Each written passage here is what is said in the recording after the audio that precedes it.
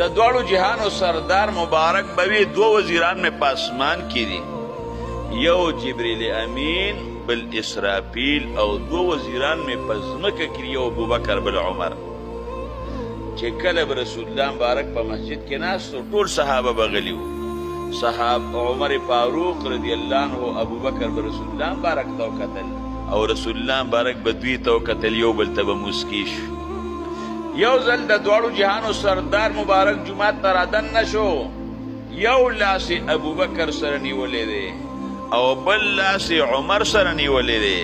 او په منځ کې د دواړو جهانو سردار مبارک دی وی هاکذا نبعث یوم القیامه، چې کله د قبر نه پاسم او د محشر میدان ته ځم داسې به پاسم، یو لاس به مې ابوبکر سره او بل لاس به زما عمر سره. دومره لویه مرتبه